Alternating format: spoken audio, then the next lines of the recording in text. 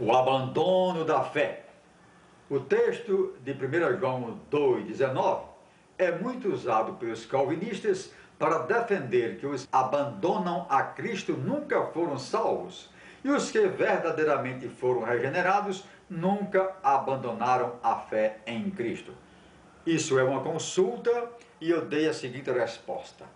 A Bíblia ensina que o crente pode abandonar a fé. O fato de alguém entrar no caminho não significa dizer que seu livre-arbítrio foi cassado. O Espírito Santo fará tudo para convencer o pecador do seu erro, mas chega ao ponto em que a rebelião se instala e não há possibilidade de retorno. Dá-se a apostasia, como está em 2 Tessalonicenses 2, versículo 3. Ninguém de maneira alguma vos engane, porque não será assim sem que antes venha a apostasia e se manifeste o homem do pecado, o filho da perdição. Apostasia, do grego apostasia, significa apartar-se, decaída, deserção, rebelião, abandono, retirada, afastar-se daquilo a que antes se estava ligado. A apostasia é para quem já experimentou a salvação. Apostatar significa cortar relacionamento com Cristo. Textos bíblicos sobre apostasia. Mateus 24, 11 a 13. Aquele que perseverar até o fim, esse será salvo. João 15, versículo 2. O ramo ligado à videira poderá ser cortado. Atos 14, versículo 22. Permanecer firme na fé. 1 Coríntios 15, versículo 1. Sereis salvos se retiverdes a palavra tal como vou-la preguei. 1 Timóteo 4, versículo 1. Nos últimos tempos alguns apostatarão da fé, isso é, abandonarão a fé. Hebreus 6, versículo 4. É impossível renovar os que, uma vez iluminados e alcançados pelo dom celestial, de forma deliberada, caírem. Tiago 5, versículo 19. Se algum irmão se desviar da verdade e alguém o fizer retornar, salvará da morte a alma dele. 2 Pedro 2, versículo 20.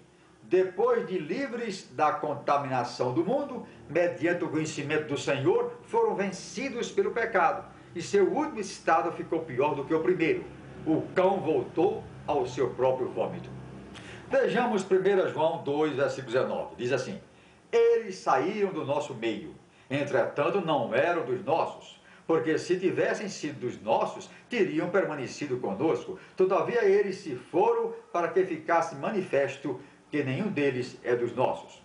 É claro que essa gente aí referida tinha pertencido à igreja visível, havia satisfeito os requisitos externos de membros, mas embora saíssem de nosso meio, podia dizer-se que não eram dos nossos. Isto nos adverte que, se quisermos ser membros do corpo de Cristo, é necessário que sejamos mais do que simples membros da igreja visível.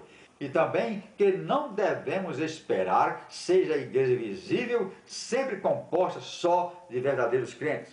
Ela pode até abrigar anticristos no meio dos seus membros, de acordo com o novo comentário da Bíblia.